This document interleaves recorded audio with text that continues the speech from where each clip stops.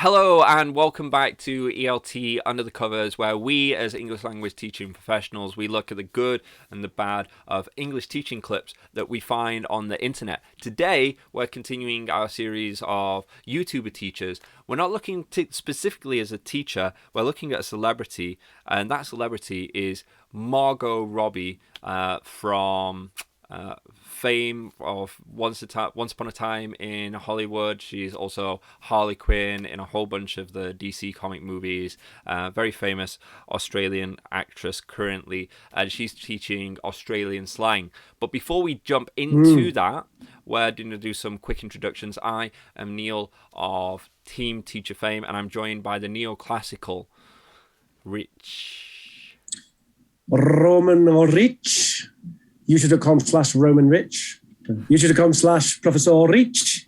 Is that how you say your name, Margot? Why is it Margot? Is it is it like a French name? The Aussie. She's I don't know. Australian, right? I thought it was how they pronounce it, Margot.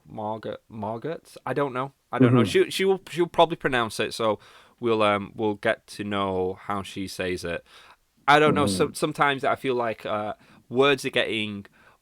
Names are getting more and more broader and more kind of unique. It sometimes feels like that video that we did for the Key and Peele sketch where he's kind of pronouncing all those names a bit off, a bit wrong. Check the link below to watch that video. It's great. It kind of feels like that situation, but we're both used to this because we deal with lots of students from many different backgrounds and different countries with names that we're not familiar with. So, if you pronounce a name wrong, that's fine. Just always make sure that you ask that person, be like, hey, how do you say your name? And then screw it up a couple more times and do your best. yeah, exactly. I mean, do your best, and also just don't have to be a dick about the way people say your name either. You know what I mean? Like, as long as they're not doing it deliberately to be annoying. There's a lot of people in Spain who call me Rich, which is where Professor Rich actually comes from, right? It's because they say, oh, Rich. It's fine. I'm not going to be like, excuse me, it's Rich, right? And it's, you get this sometimes, don't you? You say someone's name, like, I don't know, some name that you find difficult to pronounce, like Margot. Margaret, whatever. Anyway, yeah. So we're gonna watch Margot Robbie teach us some Australian slang. Margot Robbie, and I'm gonna teach you some Aussie slang. Bludger. Okay, a bludger is like someone who's lazy, fair income, kind of like, oh, far out, good on you. Oh, good on you, mate, like that. So he's a ripper of a party, or he's a ripper of a bloke. What? Good. Hard yakka? Hard yakka is like hard work. I've never used the word duvalaki in my life. I have no idea what it means. Oh, so if you crack on to someone, you're hitting on them. If you kiss too much and like your face is all red, you say you've got passion. I quite like this for natives though. It's clearly not for language learners, but for me, I'm kind of picking up most of the things she's saying and I'm getting a good. I've never heard this like ripper. He's a ripper of a guy. That was a ripper of a party. But I kind of get it. Right? Yeah. Part of my family is Australian because really? my grandmother she had there was 9 of them in total, siblings, including her, and half went to Australia during when the kind of Second World War kind of came about. So I got a whole bunch of family in Australia. Shout out to Australia. So I'm kind of familiar with some of those, especially Ripper. And funnily enough, being in and living in North America and not having that accent that's more familiarized with being British, the one that you get on TV that's either, the really royal one or the one that's like on Doctor Who, the received pronunciation, that sort of the RP one. People do think that I'm Australian or from New Zealand or something like that, because they're like, oh, what is this accent? Oh yeah, it's not British, it's Australian. So it's kind of a funny aside. But for Margot, I'm not liking it as much as the others. No, I'm not liking it in terms of actually being helpful from a teaching perspective. No, because she's doing it super functionally. Because she's going, yeah, she is, and I think that's kind of where it's going off for me. Where I feel Yeah. it All right. works well for natives, but Yeah. yeah, But we're not seeing a whole lot of teaching. She's basically just going boom, synonym, boom, synonym, boom, Yeah. synonym, right? Yeah. Okay. Maybe it's changing up and it's just like the first part that they're just doing rapid edits, and then they're going to kind of let her relax and kind of dwell on a word. I did kind of like the examples that she gave for the Ripper though. That was a Ripper of a bar, a Ripper of a guy, or whatever, because that really helped me understand what that word meant. Yeah. So, but okay. What you call a thong, we'd call that a G-string or a G-banger. But thongs to us are your flip-flops. He's a crook. He's a criminal. I'm feeling crook. I'm feeling sick. Chuck a sickie. If you chuck a sickie, you're like calling in sick. A bottle-o is a liquor store. Tinny can either be a boat or a beer can. Stubby, that's a bottle of beer. You're frothing for it. You're excited for it. You froth those. You really like those. Chunder, vomit, spew, throw up. Barbie, barbecue. Avo for avocado. Arvo for afternoon. So yeah, like this arvo, we're gonna go to the bottle-o, get a couple tinnies. Dax are your pants, like trousers. And so if you dax someone, it's like when you run up behind them and you pull their pants down. Whinge, if you're whinging, you're complaining, like you're whining. If you're a dag, yeah, you're kind of a dog or a goof or whatever. A bog is a shit or poop, as you would say in America. That's kind of weird, isn't it? The bog actually means shit in Australian, because for us it means toilet. So it's like I'm going to the bog. They'd be like, I'm gonna shit in the shit. Yeah. I'm gonna shit in the bog. Yeah, watch out for that bog. What, that toilet? I think generally we can derive from all of this is just bog. Just anything that says bog, just stay away from it. Because there's going to be shit involved. Jump in the back of you. Togs, your bathing suit. Put your togs on. Rat bag. My nephew's a rat bag. Like a little, like a cheeky little... Is this just going to go on and like on? Kind of misbehaving. Fanny? Oh. Fanny? In America, I think you guys That's call the name Fanny, of like your my wife, the other half of Team Teach China. Your is your fanny if you're a girl. So fanny in Australian means the same thing as it does in British English. That's really all I wanted to hear. So I don't think we're going to get anything else about this, are we? No, it's really I'm kind of a little bit disappointed. But let's What's jump this? out of this, I guess. Reg Grundies? Hang on. What's that? Wanker, that sort of thing. Just literally put it on wanker. Undies. I've never heard that in my life. I mean, if you... And there's a picture of what, like some sort of undies? Undies, that's what I call underwear. Oh, okay. All right, fine. I think that's enough of that. 10 million views. That's considerably why does that more than... Why does that have 10 million views, Neil? What, compared to Ricky Anything. Gervais and, compared to Idris Ricky Elba? Gervais, compared to Idris Elba, compared to Professor Rich, compared to Mr. Duncan. Well, Mr. Duncan's first video, one 12 of the million things, views. and maybe we alluded to it with English with Lucy, one of the ways to engage somebody, apart from being charming and funny, is also to be very aesthetically pleasing. And yeah, I think, well, there's a lot going on there, isn't there? Because she's on the beach, the weather looks great. She's obviously a very famous actress, and very attractive and everything. Yeah, I'd love to see the demographic of that video. Let's put it that way. To like 95% men. Is that where the 10 million views are coming from? I guess that's the question. I mean, I wonder if also the quick, punchy nature of it really just appeals to That's kind of what I was thinking as well. To natives, I mean. Maybe the Americans are just like, yeah, I just want to know all that Aussie slang, like boom, boom, boom. Yeah, I was actually thinking that as well after I, embarrassed myself by suggesting it was solely based on her looks. But I think, that would be a good key part is we're so used to with this culture and, this new social media now, and especially with starting from kind of like the MTV generation, it's just boom, boom, boom, quick edit, quick edit, quick edit, quick edit, quick edit, quick. And you're like, I need all that information now.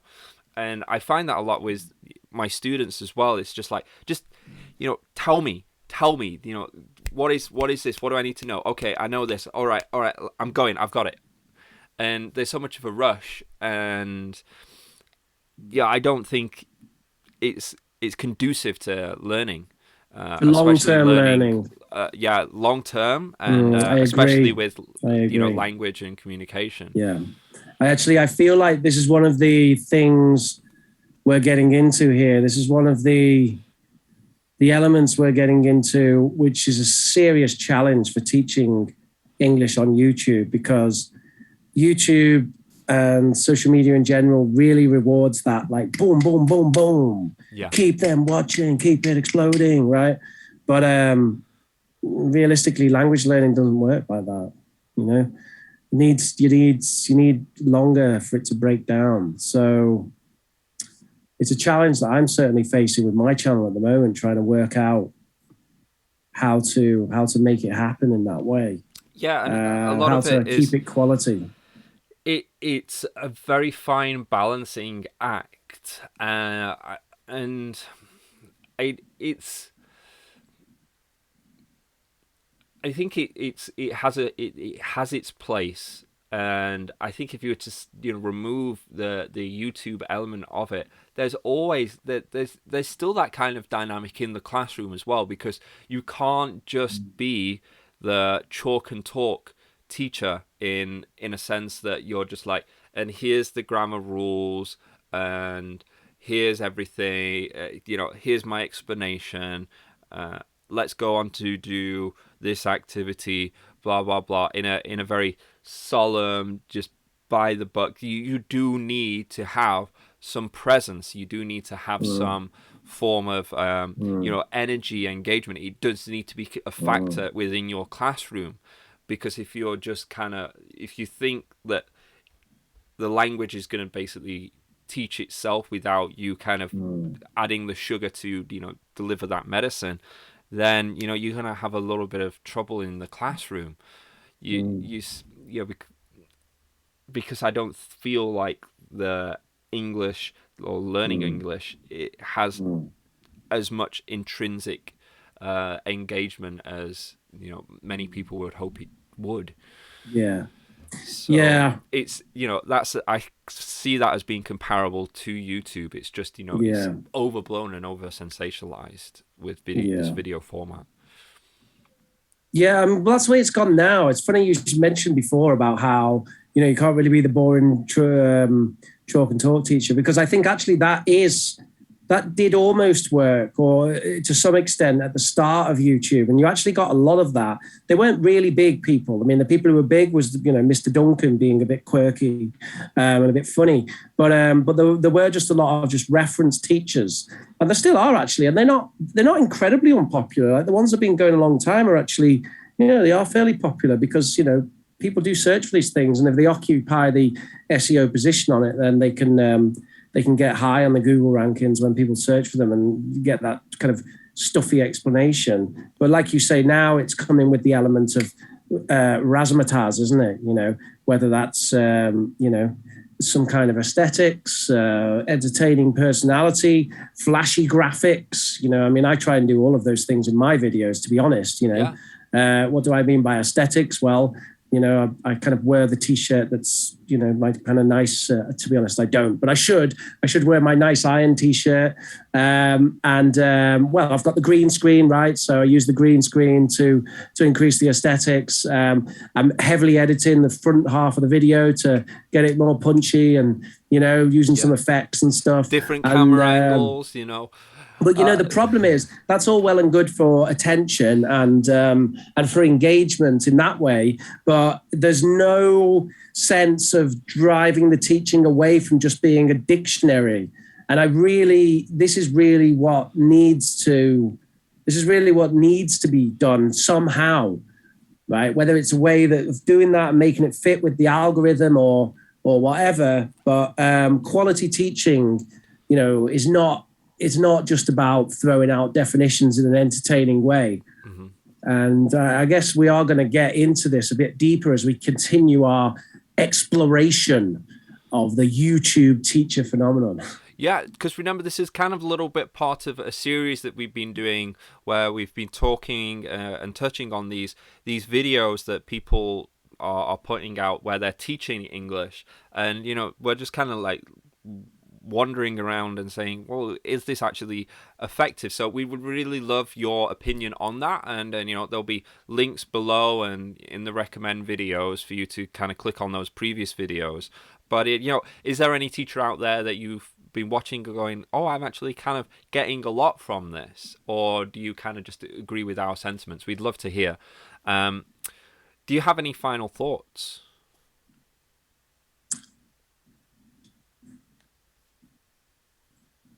Yeah, it was disappointing, wasn't it? It was. Sorry, Margot. We didn't get much out of that.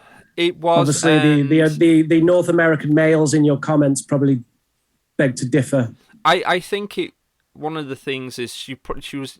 It seemed like she was shackled as well, because it just was like boom, boom, boom, boom, boom, boom. I don't know if she was allowed a lot of time to talk, or maybe she wasn't into it.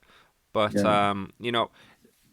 it left, at least with like the Idris Elba and Ricky Gervais, they felt like there was a time to kind of explore the word a little bit more. They gave a little either a definition or a synonym, and they gave their own example, and they gave a model, and we hardly got any of that with Margot. Well, I mean, to some extent, we did get the models. I mean, she did say them, and I don't think her models were that bad either, because I think she was just talking, So well, sometimes I don't think she was. That she would just say, "Oh yeah, Grimbly Grumbler, whatever, Grimbly Grumbler." Yeah, that word means cheese. I see what you mean now. Like, she didn't actually put it in a contextualized example. Yeah. Okay. Oh, she did. She only just said the word, not as. Yeah, she just said the word in a like she's just reading it. So I'm not, needs it in a sentence. Yeah. I feel to be a model, it needs to be in a sentence, a contextualized sentence. Yeah. You're right. Yeah. Well, it should be. Yes, certainly should be. Should. Yeah. It must. I need YouTube to employ me. YouTube, employ me. I'm going to gatekeep the English learning content on your platform to make sure that it's good stuff. But, Margot, if you are watching this, we do believe in you. So if you want to come on and try again, we'd love to have you on. Yeah. It's stretching, isn't it? It's stretching the reach. It's stretching. Why don't we just put her in the thumbnail if people think she's on? That's what it's all about, isn't it? Well, I've been Neil of Team Teacher fame. If you want to see any more of my stuff, go to teamteacherchina.com. We've got some PowerPoint materials that you can use, download and use instantly in the classroom. Team Teacher China YouTube channel, where we have some videos of myself in China and teaching using those materials. We have Team Teacher English, where those materials are put into a self-study videos for themselves, mostly for kids. And then we have Team Teacher Baby, where it's me taking my English teaching and then putting it into parenting and seeing how that goes. Ooh. And then we have the classic. YouTube.com/Professor Rich, where you can get English high quality tuber teaching, highest quality. And then we've also got YouTube.com/Beefcake, which is where I teach you how to buff up and become just man plus. That's not really happening, but so thank you very much for watching, everybody. Give us an email at eltailundercovers@gmail.com if you'd like to come on the show. Remember, like, share, subscribe.